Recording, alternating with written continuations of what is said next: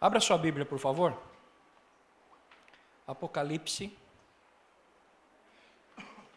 3:14. Onde você vai procurando aí? Irmã Marília, você disse aqui agora há pouco que é só a mulher do pastor. Deixa eu lhe dizer uma coisa. Lamentavelmente, a mulher do pastor é a mulher sem nome. A irmã nunca vai ser a irmã Marília na igreja, vai ser a mulher do pastor.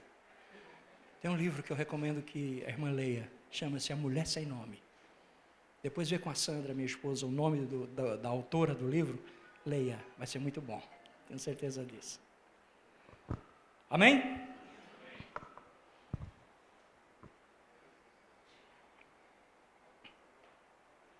Ao anjo da igreja, em Laodiceia, escreve: Isso diz o Amém, a testemunha fiel e verdadeira, o princípio da criação de Deus. Conheço as tuas obras, que nem és frio, nem quente.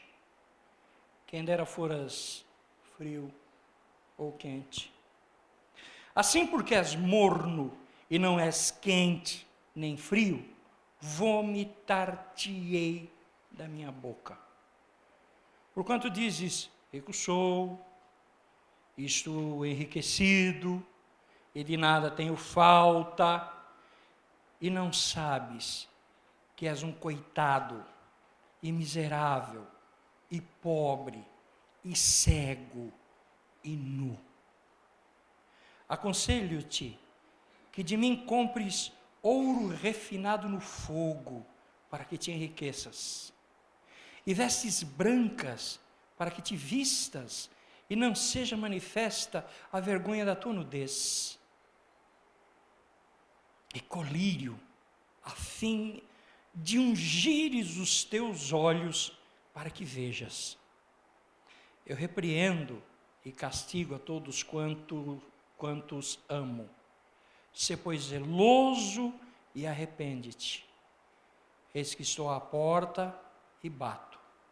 Se alguém ouvir a minha voz e abrir a porta, entrarei em sua casa, e com ele cearei, e ele comigo. Ao que vencer, eu lhe concederei que se assente comigo no meu trono. Quem tem ouvidos, ouça o que o Espírito diz às igrejas. Amém? Eu quero começar essa nossa conversa, primeiro dizendo que alguns meses atrás, o pastor Davi trouxe uma palavra sobre essa mesma igreja. E, com a devida permissão do pastor, eu gostaria de retomar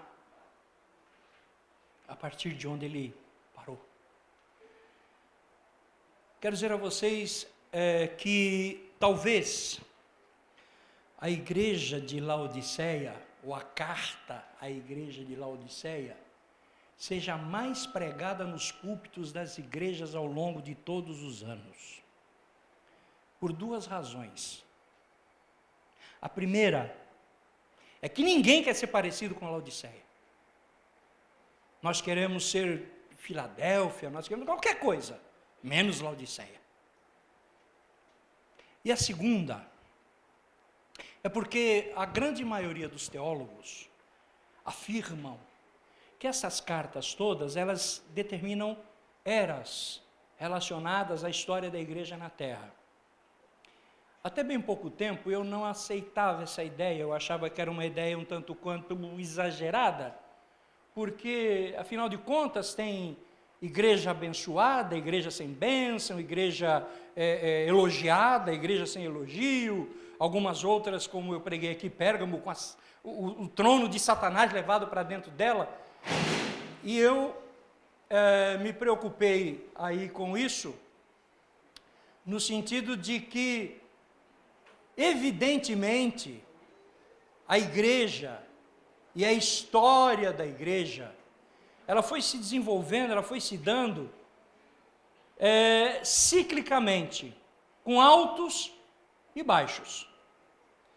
E o que me chama a atenção ao ler essa carta, é que, de fato, se você for comparar mesmo a nossa igreja, ou qualquer uma outra, eu estou no Evangelho desde 1900 e cachorro amarrado com linguiça, faz um pouco de tempo.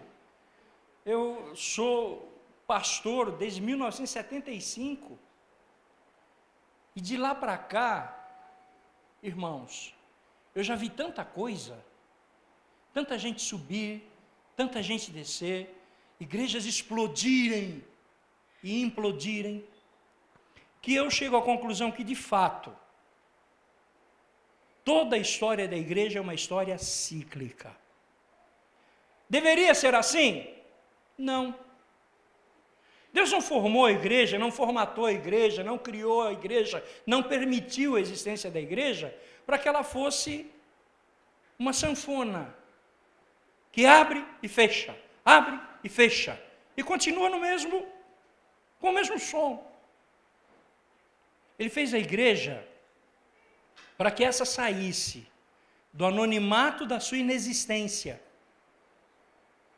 Quando começam as primeiras perseguições, lá no capítulo 1 de Atos, e fosse vencendo, triunfando, e chegasse onde nós chegamos, não dividida em denominações, em dogmas, em cristianismo A ou B, em facilidades essa e aquela, mas chegasse na integridade daquilo que aprendeu de Jesus lá no começo. Por que é que a igreja, então, chega a ser uma Laodiceia? Porque, infelizmente, quem está na condução dela são homens. E nós, seres humanos, somos absurdamente frágeis, absurdamente partidários de nós mesmos. Nós olhamos muito para nós. Haja vista o que a gente tem observado aí ao longo dos anos. Eu dou aula em algumas igrejas que são de diversas denominações, e em todas elas eu vejo alguém dizer assim: a minha denominação, ele nem diz denominação, ele diz a minha igreja, meu ministério, né? Na verdade, ministério é o que eu tenho, o pastor tem, nós temos o ministério pastoral, isso é ministério, trabalho, serviço, não é denominação. Mas dizem: o meu ministério é mais sério do que o ministério do fulano. A minha igreja, não é como se a igreja fosse nossa, e não é. A minha igreja, ela é mais preocupada do que a igreja de Cicrano. Não foi isso que Jesus preconizou para a igreja. Não é isso que ele quer. E a igreja de Laodiceia me coloca aqui algumas situações. Eu preparei aqui um roteiro, mas ao invés de eu fazer a conclusão lá na frente, eu já vou começar por ela. Eu vou quebrar, pastor, as regras da homilética. Embora eu seja professor de homilética, vou fazer isso, porque eu acho que essa igreja tem muita coisa a nos ensinar, a nos chamar a atenção, partindo de onde o pastor parou na sua prédica de alguns meses atrás. Primeiro ponto: historicamente a igreja de Laodiceia está na cidade de Laodiceia, que é uma cidade no vale do rio Lico, e ela faz parte de 3 cidades, o pastor já falou sobre isso: Colossos, conhecida por suas fontes de água fria; Herápolis, ela é conhecida por suas fontes de águas termais quentes; e Laodiceia, que está no meio do caminho, que é conhecida como uma cidade que está colocada no vale do rio, onde a água que passa não é nem fria nem quente, é morna. Eu não sei se você sabe, mas se você puser água morna na boca para matar a sede, você vai regurgitar. É fatal. A palavra aqui usa o vocábulo vomitar. Eu estou querendo ser um pouco menos agressivo. Regurgitar, que é a mesma coisa. E Laodiceia, a cidade, está colocada nesse meio, e isso vai servir como mote de Jesus para falar com a igreja que está lá, instalada na cidade. Porque o que ele vê lá, em princípio, é que a igreja reflete exatamente o meio onde ela está instalada. E aqui a gente já tem que parar. Dê uma olhada, querido irmão, querida irmã, em como andam as falas dos cientistas, dos políticos, dos sociólogos, dos psicólogos, dos humanistas, acerca do nosso país. Quem conhece um pouco fora do Brasil, sabe que lá fora, o nosso país é tido como um país desordeiro. Me desculpem, onde as mulheres são fáceis, todas elas se prostituem com uma facilidade assim, onde nós só pensamos em carnaval, praia e futebol. A grande maioria das pessoas lá fora pensam isso, porque é o que nós passamos. Trazemos isso para a igreja. Qual é o perfil que você vê na grande maioria das igrejas do século 21? Uma igreja fútil, preocupada com o l'argent, o status, a proeminência, onde ser gospel é chique, bem. Lembram do ditado lá? É chique, bem. Eu sou crente. Oh! São dois polos, não é? Ou você é crente ladrão, ou você é crente carola. Oh! E a igreja, nesse contexto todo, acaba se envolvendo nos mesmos critérios que o país está envolvido. Hoje, note que eu disse que a igreja de Laodiceia está inserida no meio onde ela vive. Hoje, a grande maioria dos nossos pastores tem medo de levantar a voz contra o homossexualismo, por exemplo. Oh, isso dá cadeia. Que coisa, não? Mas é pecado. É coisa do diabo. Irmãos, o diabo está trabalhando tanto nessa área que as famílias estão se diluindo. Eu estava dando aula terça-feira sobre administração eclesiástica e nós falávamos que lá no Código Civil brasileiro não tem a figura do casamento homossexual. O que tem é a figura da união estável, mediante contrato. Mas os nossos pastores, e graças a Deus o pastor Davi está imune a isso, fecham os olhos e dizem assim, não, é assim mesmo. E o diabo tem entrado nas igrejas e desestruturado, desestabilizado as famílias. Só isso. Nós nos tornamos coniventes, porque nós estamos inseridos nesse contexto. No Brasil vale a lei de Gerson. E nós crentes gostamos de levar vantagem também. Eu conheço pastores que ficam extremamente felizes quando eles conseguem tirar um membro da outra igreja e trazer para a igreja dele. E diz assim, graças a Deus, a minha igreja está crescendo. Está nada, está inchando. Porque nós trabalhamos não para a igreja, pessoa jurídica, organização. Nós trabalhamos para a igreja organismo, reino de Deus. E sabe quando é que eu vejo a igreja crescer? Quando eu vejo que vi aqui domingo passado, esse batistério sendo usado, aí a igreja está crescendo. É aí que ela cresce. Mas é o contexto onde vivemos. E a igreja de Laodiceia, ela transpira isso. Ela transpira isso. Uma cidade progressista, fabricante dos melhores tecidos, o melhor colírio está lá. Eu precisaria ir para lá, né? Tentar cuidar do meu aqui. Os maiores e melhores fabricantes estão lá. Os bancos, o dinheiro, a grana, corre lá.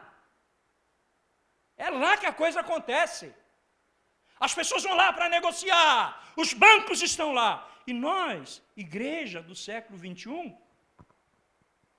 na mesma linha. Nós estamos inseridos nesse contexto. O mesmo contexto do nosso país.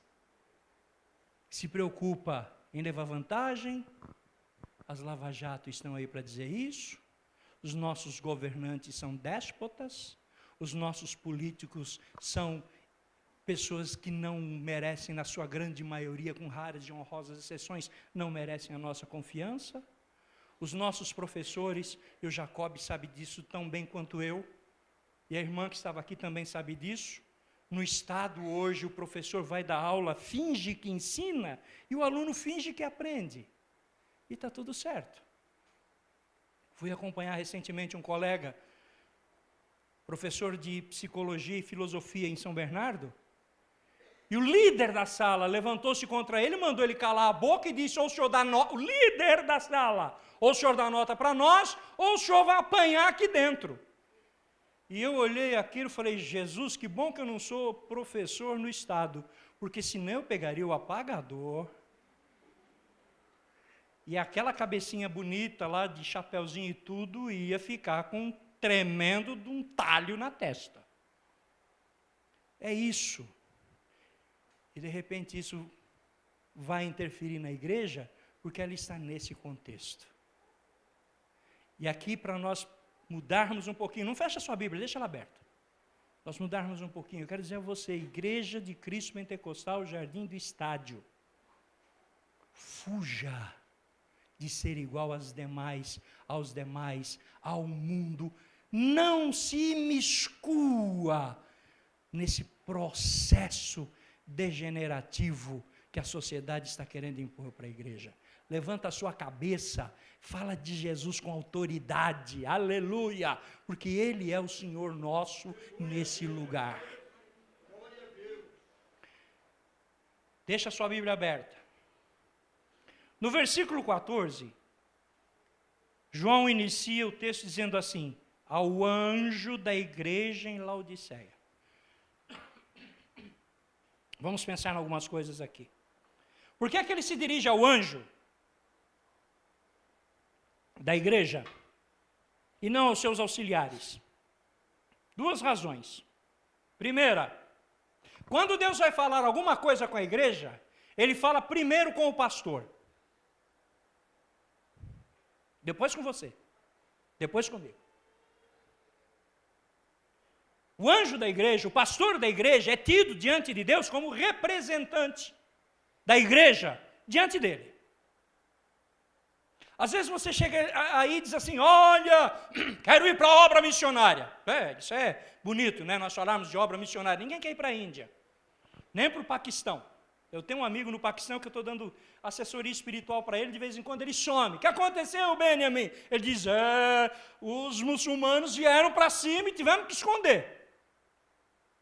Ninguém quer ir para lá. Eu era para ter ido para lá o ano retrasado, minha mulher não deixou. Disse, por que você não quer? Porque você não volta, você é louco. E eu ia lá para falar de Jesus mesmo. Mas o pastor que está lá é mais louco do que eu. Muito bem. Olha que coisa interessante. Eu quero ser missionário. Quer ir para onde, meu filho?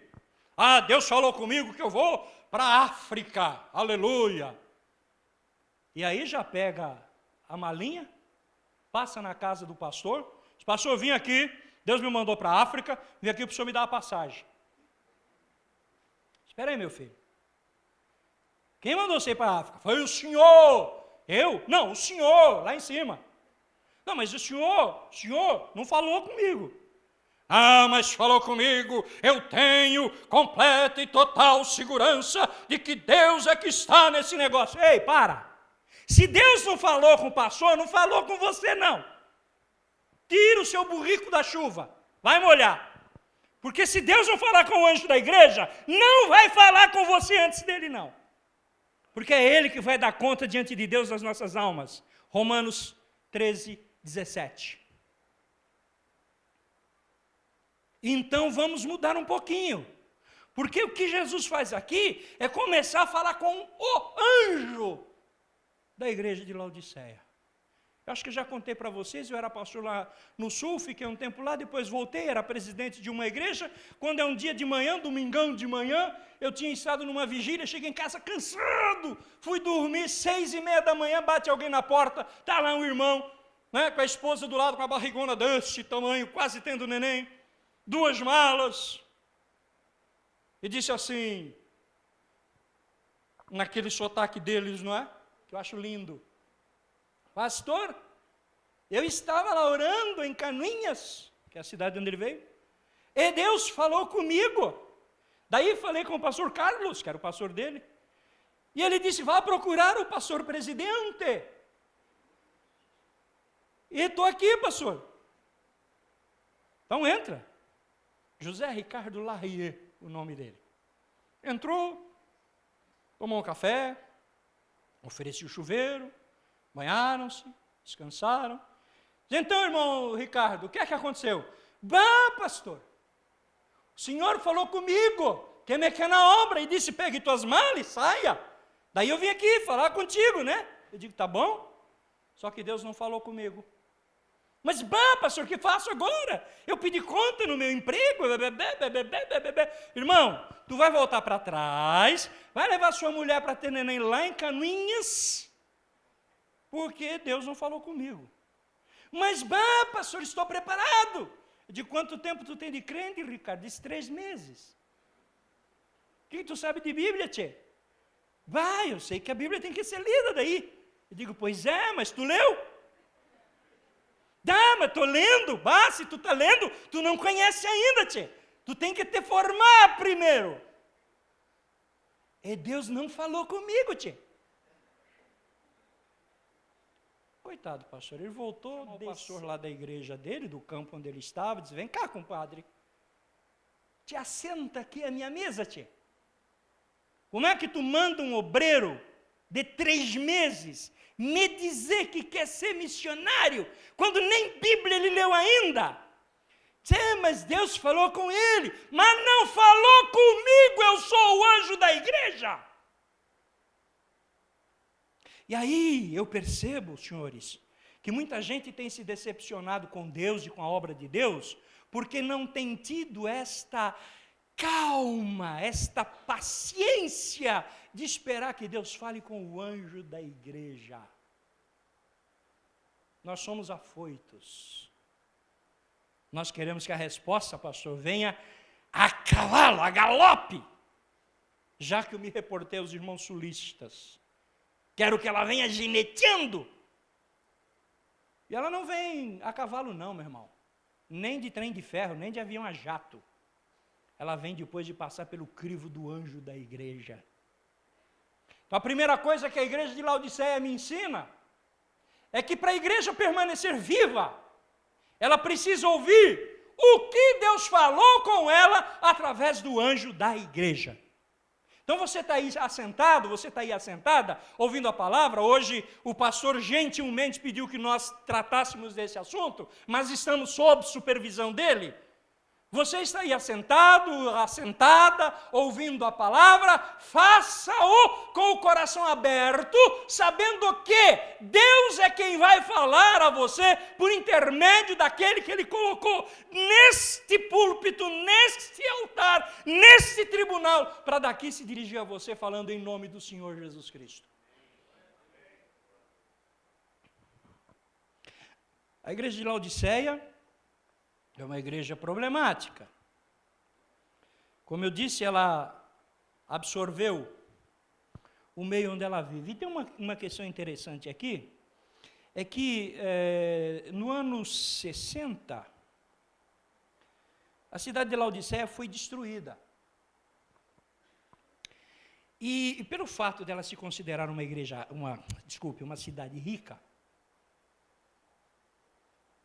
ela foi destruída por um terremoto. E por se considerar uma cidade rica, ela não precisou da ajuda de Roma para se erguer. Ela se refez a partir dos seus próprios recursos. Ela tinha dinheiro. A cidade era rica, era próspera. São Caetano, com o IDH que tem, não era nada perto de Laodiceia. E a igreja, como eu disse no princípio, inserida nesse mesmo contexto, ela pensava do mesmo jeito. A presença de Deus na igreja, queridos, não é conhecida e tida pelo volume de transações financeiras que essa igreja faz.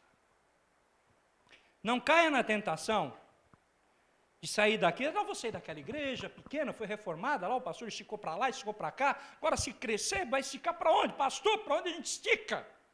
Não dá, tem uma viela do lado, não dá para emendar com a casa lá. Não, faz uma ponte. Não caia na tentação de falar para o teu pastor assim: pastor, estou indo embora, porque eu vou para a igreja A, porque lá o templo é suntuoso. O ar-condicionado custou milhões, o nosso aqui não, né? Está aqui, olha lá funcionando. O meu filho lá tem tratamento VIP, very important person.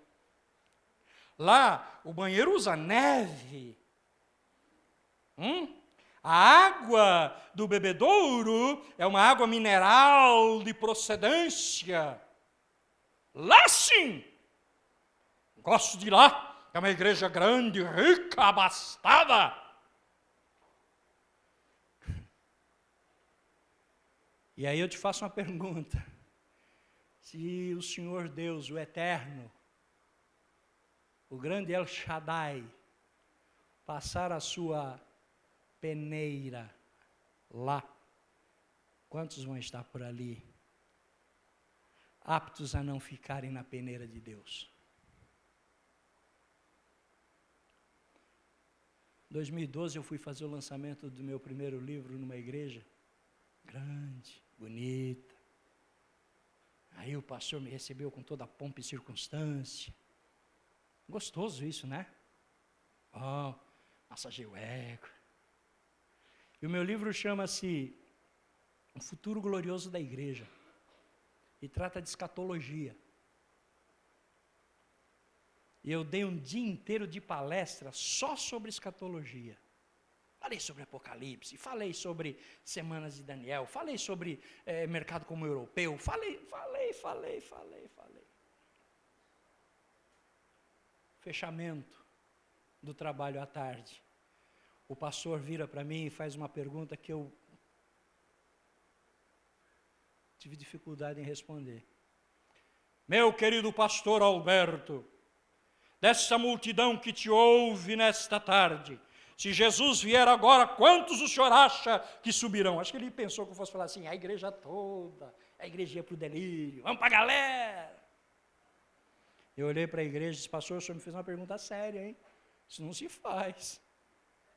Não, seja sincero. Eu falei: olha, vou fazer uma conta rápida. Se Jesus vier hoje, eu posso lhe afirmar, pastor, que 80% de quem está aqui fica. Quase apanhei. Ora, a igreja não é contada pela sua riqueza.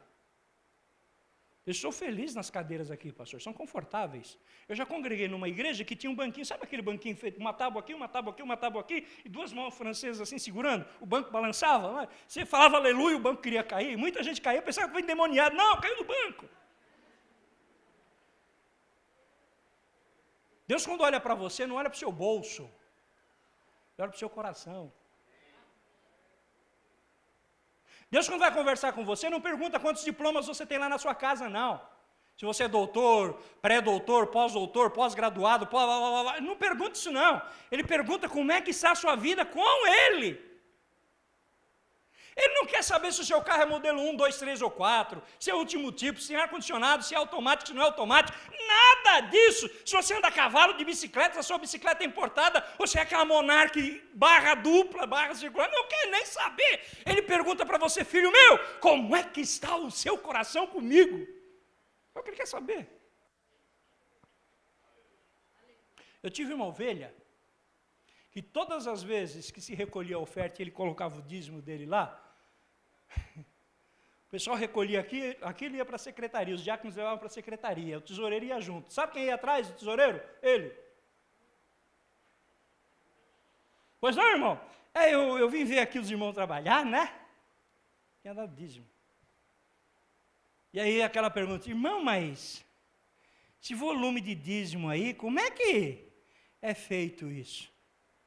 Estava preocupado em saber onde é que iam colocar o dinheiro que era dele. Ora, se era dele, leva para casa, não traz para a casa de Deus, porque quando entrou aqui, foi para o gasofilaço, já não é mais nosso, é da casa de Deus. E quem vai administrar sabe o que tem que fazer. E não quero nem saber. O importante é que ele seja administrado, o resto é resto.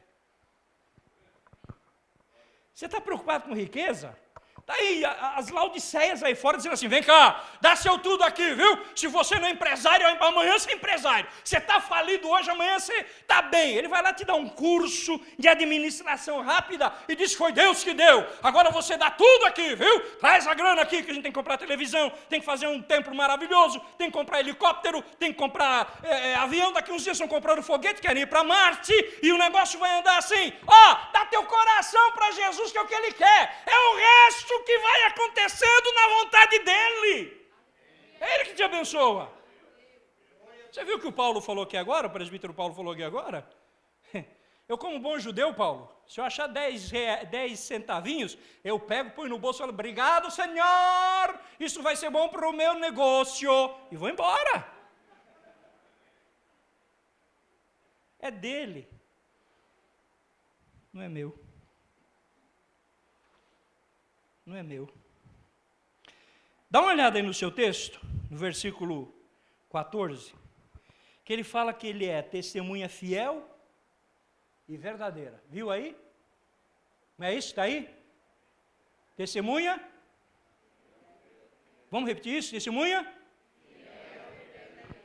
Por que ele pode dizer que ele é testemunha fiel e verdadeira? Aí. Porque, em primeiro lugar, só quem tem a grande verdade de Deus é Jesus. Eu amo pregação expositiva por isso. Porque à medida que eu vou estudando, eu vou vendo coisas interessantes que vão me fazendo pensar. Ora, mas eu não digo que sou testemunha de Jesus? Espera aí. De Jesus, mas a testemunha verdadeira de Deus é Ele. Eu conversando com um menino sábado passado, outra escola que eu dou aula lá, ele disse assim, pastor, eu conheço Deus. Falei, e é? É, conheço mesmo. Que bom. Onde é que você encontrou ele? Foi na Senador Flacker, na Oliveira Lima. Ele estava fazendo o que lá? Estava comprando alguma coisa lá, passou no ponto frio para pagar uma prestação, como é que é o negócio? Não brinca com coisa séria, eu conheço Deus. Olha, teve um camarada na Bíblia chamado Jó, que só foi conhecer Deus depois que passou a andar com Ele. E disse assim, antes eu conhecia de ouvir falar, agora eu conheço de andar contigo. E tem uma coisa séria aqui para você saber, meu irmão. Eu posso andar com você a vida inteira, e você ser um tremendo de um picareta, ou eu ser um tremendo de um picareta, e nós não nos conhecermos como grandes picaretas. Porque tem uma coisa interessante, Deus é transparente. Ele é o que é, nós não. Tem algo em nós, que está tratado pelo apóstolo Paulo, lá no livro na Epístola aos Gálatas, que é emulação. Nas obras da carne, emulação. Você sabe o que é emulação? Não é ser mula, não. É um caso meio de mula mesmo, mas não é. Não é ser uma mula. É ser um sujeito dissimulado. Que eu posso dizer para você aqui que eu tenho vida com Deus, e você vai lá na minha casa e vê que eu não tenho. Saio de manhã para trabalhar, dou um tapa na mulher, um beijo no cachorro e vou embora.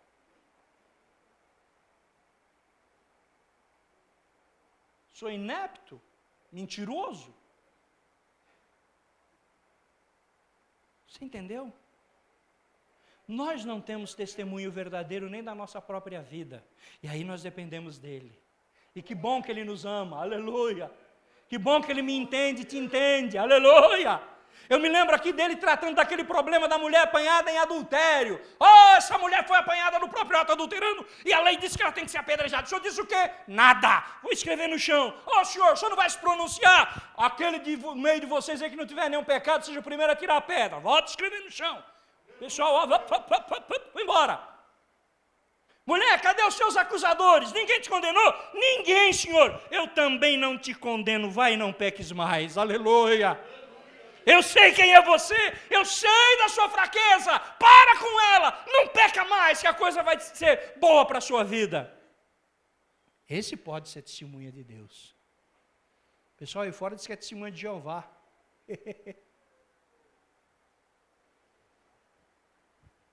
Para começar, está tomando o nome do Senhor em vão. Como bom judeuzinho que eu sou, eu não vivo falando o nome dele toda hora, embora não seja Jeová, o nome é outro. A grande testemunha de Deus é Jesus. E eu sou testemunha de Jesus. Ele diz, vocês vão ser minhas testemunhas. Aleluia. Quando eu vou falar, eu falo em nome de Jesus. Quando eu vou orar, eu oro em nome de Jesus. Quando eu vou transmitir a mensagem do Evangelho, eu a faço em nome de Jesus. Porque é o nome dele que deve se dobrar os joelhos. E ele diz aqui, isso diz aquele que é o único que pode ser testemunha de Deus. Porque estava lá, veio para cá, voltou para lá e continua ao lado de Deus. Isso diz aquele que é fiel e verdadeiro. Aleluia. Vai procurar a nossa fidelidade e a nossa verdade, elas são bem subjetivas. Ainda no 14, ele diz que ele é o princípio da criação de Deus. Ah, então ele ajudou a criar Deus? Não, não é isso que ele está dizendo aí. Quando ele diz isso, ele está falando a respeito dele mesmo como Deus. Nós lemos aqui na leitura devocional do culto, há um só, lembra do texto? Um só Deus. Ele fala, um só batismo, isso, blá, blá, blá, um só Deus. Não são 3, nem 4. Nem 2, 1. Como é que Jesus diz um negócio desse, se a igreja romana, e aqui não vai nenhuma crítica, é uma constatação teológica apenas, a igreja romana disse que são 3, Deus Pai, Deus Filho, Deus Espírito Santo. Que história é essa? A Bíblia fala em triunidade. É um Deus que se manifesta de 3 maneiras diferentes. Aleluia! E ninguém participa da criação com Deus a não ser o próprio Deus. Você vai lá para Gênesis capítulo 1, todas as falas lá de Deus assim, e disse Deus, haja luz, e houve luz. E viu Deus que a luz era boa. E disse Deus, separem-se as águas. E disse Deus, apareça a porção seca. E disse Deus, produza a terra ervas. E disse Deus, produza os mares, os grandes monstros marinhos. E disse, a única criação de Deus que não foi feita dessa forma, mas foi feita com a operação da sua mão, foi você e eu. Ele vai e manipulando o pó da terra, faz um homem à sua imagem, conforme a sua semelhança, e não diz para nós, surja do nada. Simplesmente ele foi e nos criou a partir do seu grande poder. Isso diz aquele que participou do princípio, que estava no princípio, que criou no princípio. Se você ler João capítulo 1, versículo 1, diz que lá, no princípio era o Verbo era Deus, estava com Deus, ele estava no princípio com Deus, e todas as coisas foram feitas por ele, e sem ele, nada do que foi feito se fez. Ora, Deus está na majestade de sua glória, preenchendo o universo todo, e não se restringe a um ponto, não se restringe a um templo, não se restringe a um homem, e vai sobre Maria, e através da sua ação, do Espírito de Deus, ela engravida e traz ao mundo um homem cujo nome é Yeshua, e esse Yeshua reveste-se da essência de Deus, e é o próprio Deus na terra, falando ao homem, andando com o homem, sentindo como o homem. Irmãos, eu me emociono com isso, porque eu vejo aí a grandiosidade do Deus a quem eu sirvo. Aleluia! O princípio da criação de Deus estava com ele.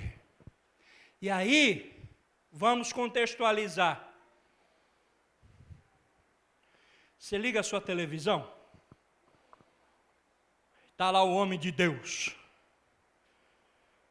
montando o cavalo numa velhinha, e dizendo que aquilo é Deus que está mandando ele fazer, porque na qualidade de servo de Deus, aquele imbecil acha que pode manipular as pessoas com medo e trazer uma influência tão maligna sobre as pessoas, e multidões vão lá assisti-lo, e ele diz: eu tenho comunhão com Deus, e se você não pensa como eu penso, eu mando sobre você uma praga, e você vai se quebrar.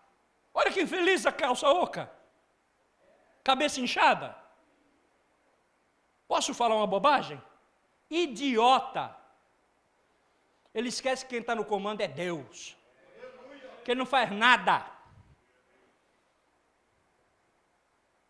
O homem não consegue sublevar o outro.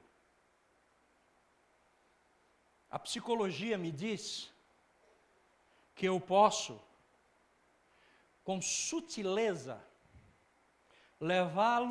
levá-la a fazer algumas coisas para as quais eu direciono o seu pensamento. Posso até, através da hipnose, fazer com que você volte, bem entre aspas, a momentos da sua vida lá atrás, que trouxeram algum problema que você está sofrendo as consequências hoje. Mas de maneira nenhuma, em hipótese alguma, eu posso interferir na criação de Deus quando Ele se dirige a você. As pessoas estão aí fora, na televisão, nos púlpitos, nas praças, nas tribunas, manipulando as multidões.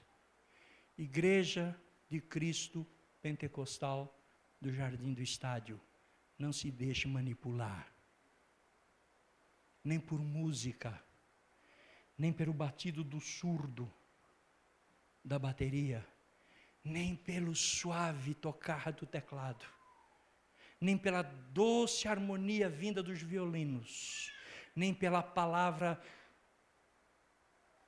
doce, melada, dos homens que querem fazer você pular, dançar, se espremer, se revelar, se emocionar. Deus, quando opera na emoção do homem, é para fazer ele voltar para os seus princípios.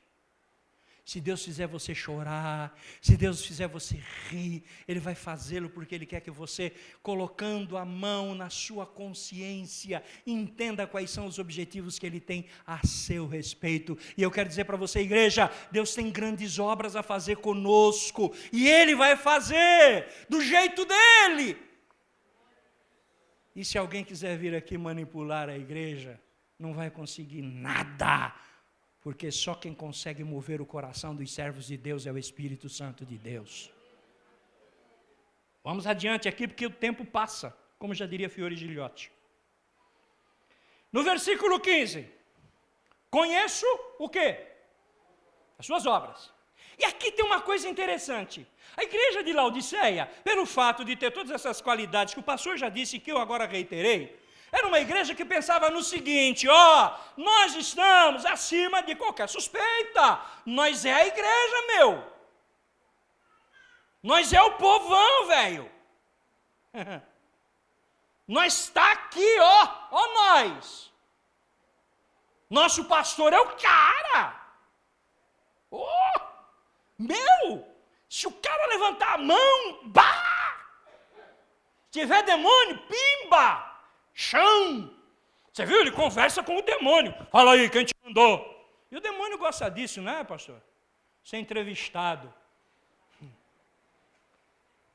Ele ama essas coisas. Vou falar na igreja hoje. Manda o Alberto calar a boca. Pastor, tira o Alberto daí que eu vou botar o cara. Ele gosta. Hã? Irmão, que é isso? Essa igreja aqui? Aqui o negócio é ó. Aqui. A igreja esquecia que quando, e desculpem o que eu vou falar, ela estava sentada no vaso sanitário lá da casa dela, Deus a estava vendo lá. Eu tive um pastor, no episódio que eu tinha lá uma equipe de pastores que cuidavam de igrejas sob nossa responsabilidade, que um dia ele disse o seguinte na igreja: irmão, você toma cuidado com a sua mulher, rapidinho, tá? Que Deus está vendo. Vai que você está lá com a sua mulher no bem bom, e Jesus vem, você fica. Eu tinha vontade de fazer sopa da Bíblia e dá para ele tomar, página a página. Irmão, se era uma massa, eu preguei um dia desse aqui, um tempo desse aqui, Salmo 139, se era uma massa informe no ventre de sua mãe, Deus já sabia que você estava lá. E o salmista vai longe dizendo assim, todas as coisas, né, já estavam escritas lá, eu era uma massa informe no ventre da minha mãe, todas essas coisas já estavam escritas, já estava tudo certinho, ele já sabia. O salmista diz que ele conhece o meu deitar e o meu levantar. A Bíblia diz que ele conhece o que está em trevas, e com ele mora a luz. A Bíblia diz que não há nada encoberto diante dos olhos de Deus que ele não conheça. Eu me recordo quando eu era jovem, embora não pareça, eu já fui, faz tempo, mas me deram um folhetinho uma vez, que falava sobre o iminente arrebatamento da igreja, e era um livretinho, uma historinha em quadrinhos. Naquela época eu estava fazendo um curso de desenho, achava aquilo maravilhoso, mas teve um quadrinho que me chamou a atenção. Falando sobre o juízo de Deus sobre os jovens, mostra lá o quadrinho, um jovenzinho de olho na fresta da porta do banheiro, onde a irmãzinha está lá dentro. E aí, a indicação da figura diz assim, cuidado onde você põe seus olhos, porque os olhos de Deus estão vendo você. Eu conheço as suas obras. Você está dizendo que você é rico, você está dizendo que você tem o melhor colírio, você está dizendo que você tem a roupa melhor, que a tua fábrica de tecidos é melhor, que os bancos estão aí, que passa um rio lá com água morna, está tudo certo. Ei, eu sei as suas obras, você nem é quente, você nem é frio, e tem mais, eu vou vomitar você da minha boca. Uma questão aqui, para a igreja de Laodiceia não há nenhum pecado apresentado, nenhuma denúncia de pecado. Não é nem uma prostituição, nem um adultério, nada. Não se apresentam pecados, mas se apresenta essa autossuficiência que a igreja diz ter, e que faz com que ela se coloque acima dos demais. Eu sei as suas obras, eu sei onde você anda, eu sei o que você faz, eu sei que você está aí achando que você pode ter uma água boa, mas eu sei, está no versículo 15, que nem és frio, nem quente. Quem dera fosses frio ou quente. Querido, água fria mata a sede. Inclusive do pregador quando ele fala muito. Água quente, água termal, é boa para a saúde. Água morna não serve para nada. Serve. Você consegue fazer café com água morna? Pode, dá? O máximo que a gente faz é derreter chocolate. Né? Temperar chocolate. Mas é um morno não muito morno, né? É mais para quente do que morno. Água morna não tem... Você põe na boca, te dá ânsia de vômito. Olha como Jesus está enxergando a igreja de Laodiceia. Uma igreja sem gosto. Rica, famosa, poderosa, mas sem gosto. Ter gosto na presença de Deus é eu ter certeza, eu saber exatamente o que é que eu preciso ter para agradar o Senhor. Quais são as minhas atitudes? Como é que essas minhas atitudes vão ser mostradas, vão ser desenvolvidas? Como é que eu vou me comportar diante dEle? Às vezes a gente pensa assim, não, eu vou no monte. E vai para o monte, monte daqui, monte dali, monte de lá, monte, monte, monte. Aí desce do monte, o patrão fala alguma coisa, ele manda o patrão para a tonga da mironga do cabuletê. Aquele miserável, aquele infame, cachorro late, cala a boca, desgraçado, miserável. Xinga o cachorro, chuta o cachorro. A mulher fala alguma coisa, cala a boca, você não sabe nada, sua burra. Ela se sente uma anta quando sai da presença de um sujeito desse. O menino vai mal na escola também, é um idiota. Ele vai se sentir o pior homem do mundo, a pior mulher do mundo quando for adulta. Eu vou para o monte, viu? Oh, aleluia. Fala até línguas lá. É um rapapá para lá, rapapá para cá. Você olha assim e fala, ih, rapaz, eu sei as suas obras. Eu sei que você é morno. Eu sei que você fala o que é sem ser. Eu sei que você diz que tem, mas não tem. Eu sei que você diz que foi, mas não foi. Que é, mas não é. Sabe o que vai acontecer? Vou te jogar fora. Mas, Senhor, nós estamos na santa igreja evangélica. Você pode estar onde estiver. Tem que estar na presença de Deus, quente ou frio, mas tem que estar. Se não, meu queridão, pensa nisso. Mas, pastor, a igreja hoje é light. Light e diet. Dai-te uma insônia tremenda, dai-te uma impotência espiritual tremenda e dai-te um inferno no final. Mas a igreja hoje, ela não pensa mais como antigamente. Ora, o Deus de antigamente é o mesmo Deus. A Bíblia diz que Ele é mesmo ontem, hoje e eternamente. Não muda. Não, mas agora, com a modernidade da internet, agora o WhatsApp, agora o Facebook, maravilha! Tá, e daí? Muda o quê? Muda nada. A mesma coisa. O mesmo Deus que amava você quando você aceitou Jesus há 2, 3, 4, 10, 50 anos atrás, é o mesmo de hoje. Mudou não, mudou nada. Eu sei as suas obras. Eu sei as suas obras. Eu sei as suas obras. Corre, pastor Roberto, que a hora está dizendo para você parar. No versículo 16, então, ele diz assim, eu vou vomitar você da minha boca. No 17 ele diz assim, porque você diz, eu estou rico e abastado, e não preciso de coisa alguma, e nem você sabe que és infeliz, sim, miserável, sim, pobre, sim, cego, sim, nu, sim. Versículo 17. Não adianta você ter riqueza. Não adianta você achar que o seu colírio é melhor. Não adianta você achar que a sua denominação é a melhor. Não adianta você achar que a sua oração é mais forte que a do outro.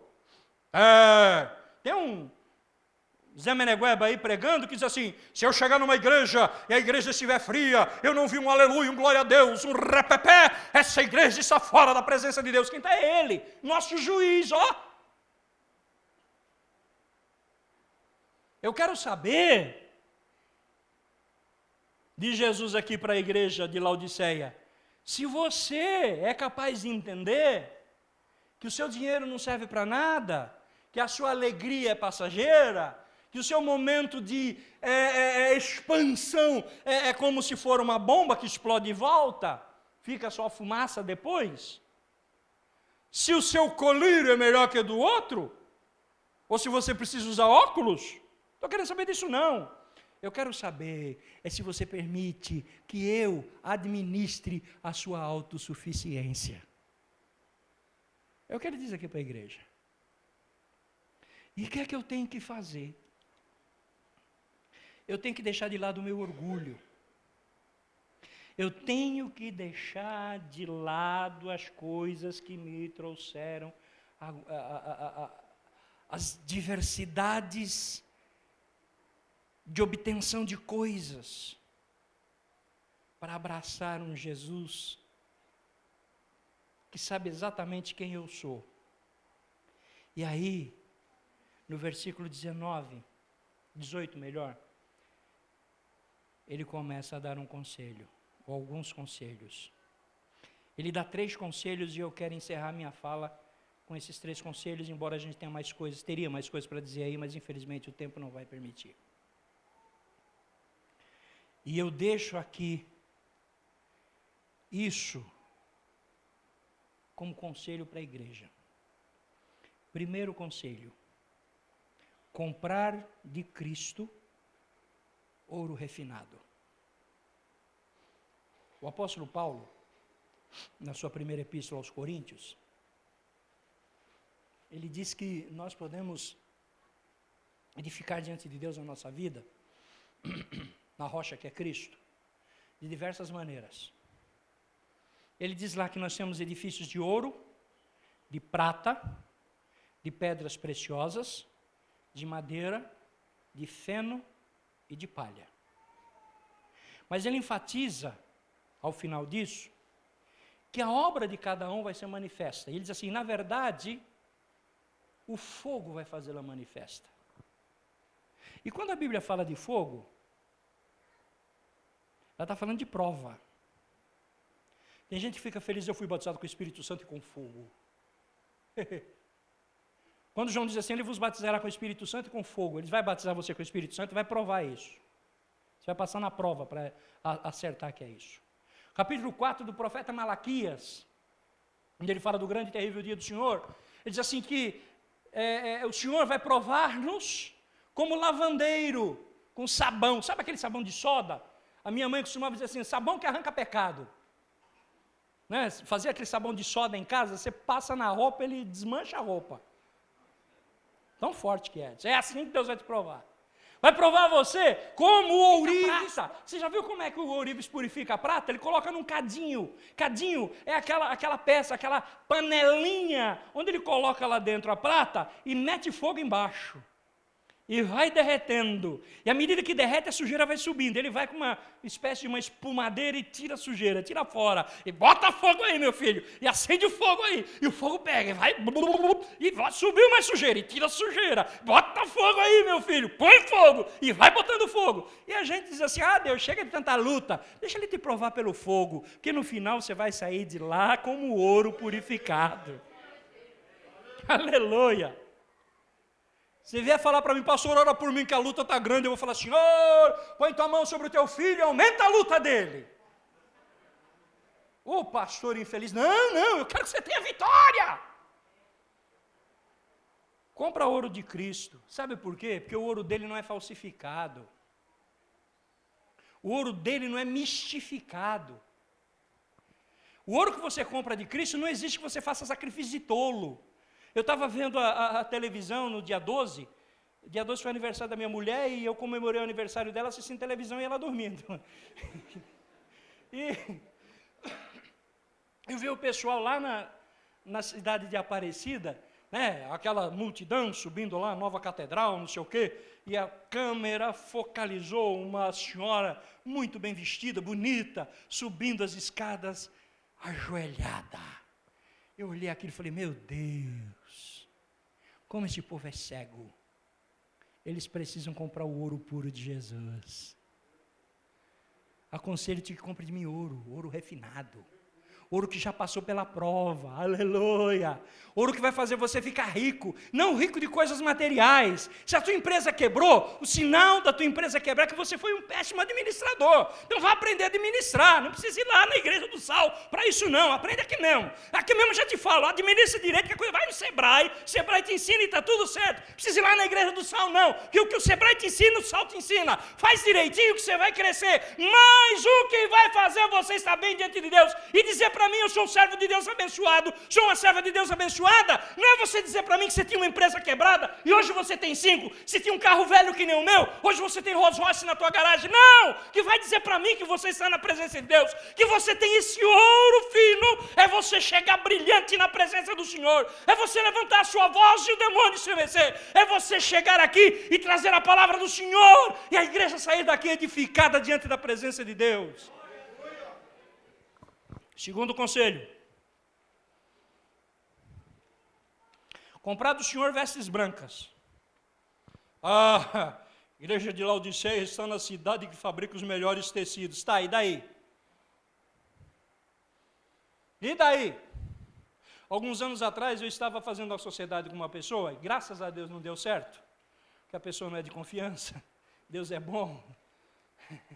Nós íamos exportar roupa íntima feminina para os Estados Unidos. Não, porque lá as mulheres usam tal, aqui não sei o quê, bababá, as mulheres lá que são brasileiras, bababá, conta uma história e tal. E de fato era aquilo mesmo. Só que eu fui ver. Um pedacinho de pano, que não dá para nada, custa o preço de 4 sacos de arroz. Só porque colocaram uma florzinha, uma rendinha, um negocinho ali. A igreja de Laodiceia pensava assim, não, o nosso pano aqui é de primeira. A gente aqui usa renda de bilro, lá do Ceará.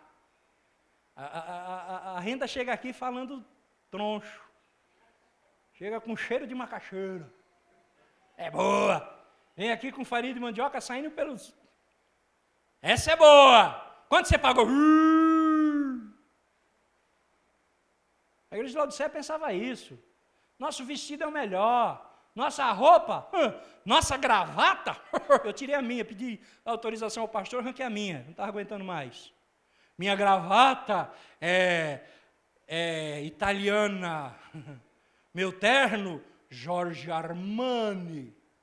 Sapato, eu uso um Raffarillo, um não sei o quê, pelica alemã, blá, blá, blá. Teve um outro pregador aí indecente, que um dia fala no rádio, eu estava na igreja fulana de tal lá em Mauá, e veio um irmão me cumprimentar, dizer que tinha sido boa palavra, todo cheio de graxa, ele era o dono da maior oficina mecânica de Mauá, e quando ele veio me abraçar eu não permiti, porque já pensou aquele irmão cheio de graxa, vai manchar o meu Giorgio Armani. Falei, que interessante, né? Ele vai ser enterrado com Giorgio Armani e tudo. E tomara que quem vá pegar na alça do caixão dele seja o irmão com a mão suja de graxa. Para ele ver o que é bom, mas ele não vai ver que está morto, né?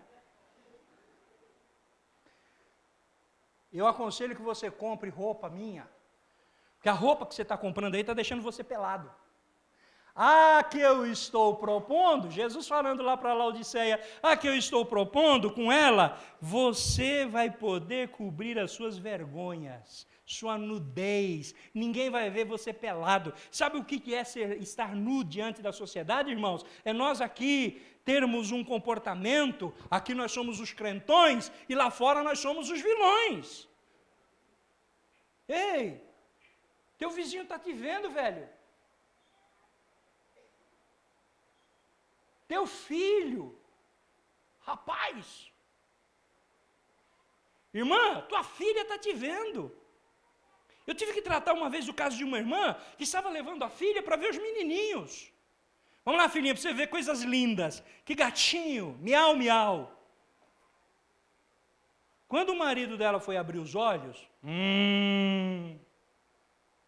ela estava vendo os gatões, levando as filhas para ver os gatinhos. Nu. E o mundo está vendo isso.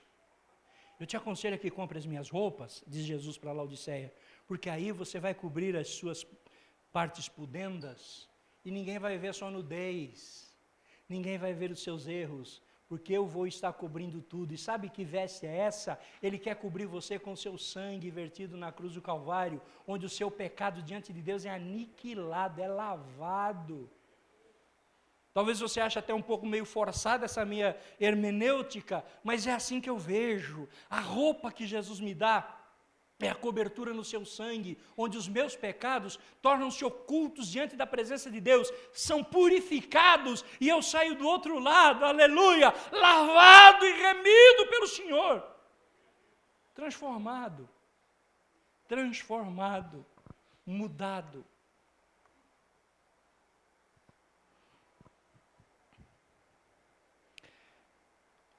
Eu repreendo, disciplino a quem eu amo, porque eu sou zeloso. E estou à porta e estou batendo. Para nós encerrarmos. Deixa Jesus mudar a sua vida. Fique firme com o Senhor Jesus Cristo. Não saia procurando uma igreja rica. Enriqueça a sua.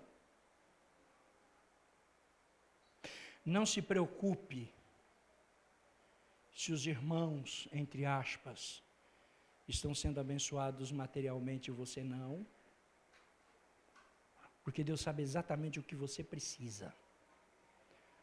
Presbítero Paulo, de novo vou lançar a mão do que ele falou aqui há pouco. Deus não dá para você nem mais nem menos. Ele dá o que você precisa. Isso tem sido na minha vida também. Isso tem acontecido na minha vida também. E eu e você precisamos estar firmes com Cristo, sem autoafirmação. Nós não somos melhores, mas não somos os piores. O Deus que permitiu que Jesus nascesse, se tornasse homem como nós,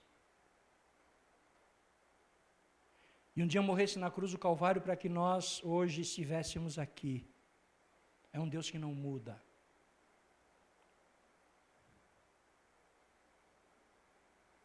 Ele não precisa de internet. Ele não é engenheiro de TI. Ele não precisa da cibernética. Ele não precisa da velocidade dos jatos. Ele é um Deus que simplesmente é. O apóstolo Paulo, escrevendo aos Romanos, ele diz: rogo-vos, pois, irmãos, e eu faço minhas as palavras dele e encerro. Rogo-vos, pois, irmãos, pela compaixão de Deus, que apresenteis os vossos corpos em sacrifício vivo, santo e agradável a Deus, que é o vosso culto racional. E não vos conformeis com esse mundo. Conformar aqui é tomar a forma de, mas transformai-vos pela renovação do vosso entendimento. Você e eu seremos uma igreja triunfante, pastor, por favor. Você e eu seremos uma igreja triunfante, não laodiceana, se nós permitirmos que isso aconteça na nossa vida. Amém? Amém? Que Deus abençoe a sua vida e a minha, que sejamos todos tocados pelo Senhor.